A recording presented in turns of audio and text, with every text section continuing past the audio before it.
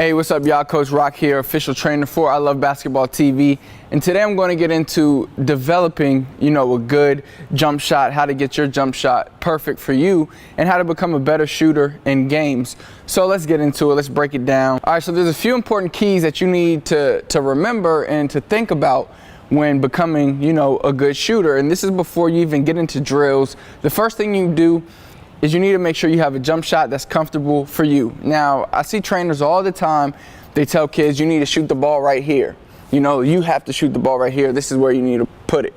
And that's completely false. For me, shooting is being comfortable. If you watch, the NBA, there's a ton of great shooters: Kyrie Irving, Stephen Curry, Ray Allen. LeBron James has developed a good jump shot. And none of those guys shoot right here. It's all about being comfortable. Now, whether being comfortable for you means right here, means right here, means right here, means right here. It's whatever is comfortable for you, and that will help you, become a better shooter if you practice the same type of form and shoot the same shot every single time. And that's how you become, a very good shooter, no matter the situation. But there are some keys to remember if you're, starting from scratch on building your shot, or you're having trouble with your shot and you want to take your shot, to the next level. There are some keys and some basics. All right, so the first thing we're going to focus on is the base of your jump shot. The base is extremely important because this is where your shot begins. Everybody knows your shot starts from the ground, goes up.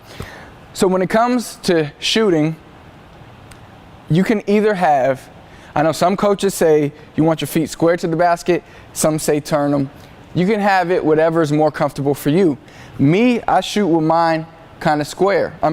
Kind of curved, but I still keep my body square. As long as your upper body is square to the basket, then, you could have a straight shot. And that's the key. We're trying to shoot the basketball straight. So whether you're shooting like this, square to the basket, or you're shooting, with your feet a little to the left of the basket, it doesn't really matter. It's whatever is more comfortable for you. The next thing you want to get into is you want to use your legs in your jumper. Kind of bend down. You don't want to bend down too low, but you want a little bend, kind of like on a vertical jump. In your vertical jump, you're not bending all the way down and jumping. It's basic jump technique. You don't bend too far. That's the same thing you want in your jump shot, just to get that lift and that power, from your jump shot from the ground and go up. And the next thing we're going to focus on is the shot pocket. Now, like I said before, your shot pocket is not, it doesn't have to be right here. Your shot pocket is wherever is comfortable for you. For me, my shot pocket is right here, pretty much in front of my face, but I still can see the basket with both of my eyes, especially my left eye. So matter of fact, I'm going to show you a trick really quick to find what's your target eye. What you're going to do, I want you to stand still, and I want you to look at something on the wall. And I want you to put your hands like this.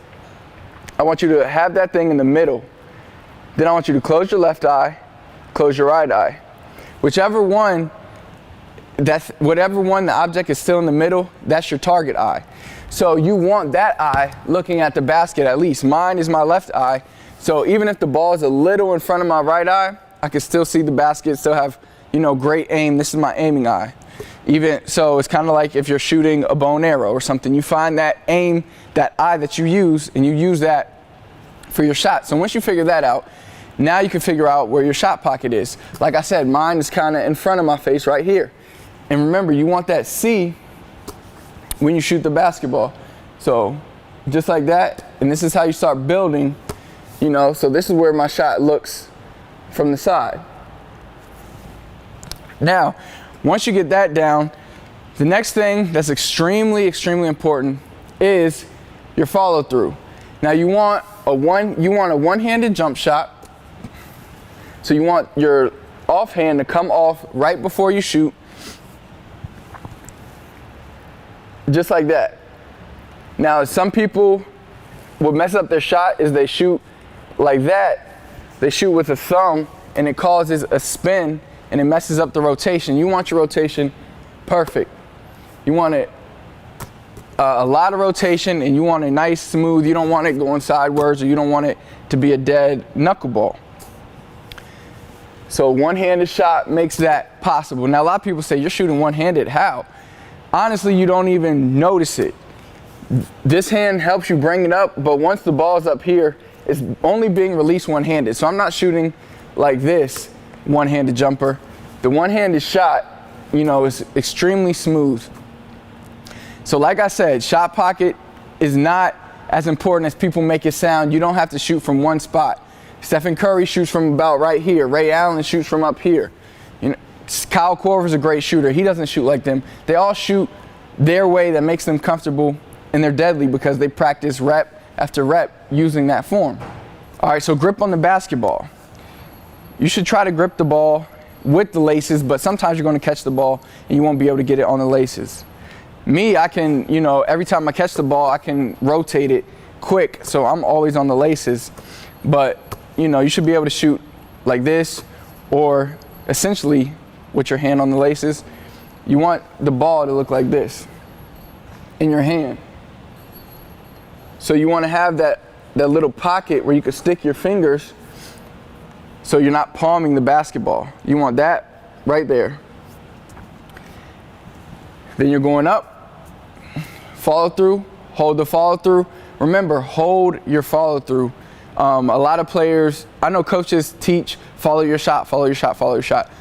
I don't teach that, because if you're following your shot, you're assuming you're missing your shot. I want my players just holding that follow through. If you watch all the players on Duke, especially Dawkins, he holds his follow through until that shot is in or until it hits the rim. You need to hold that follow through, have confidence, know it's going in, hold that follow through until it either hits the rim. If it hits the rim and you see it doesn't go in, then you know you could crash. But don't follow your shot until you see that ball is either hitting the rim or through the net.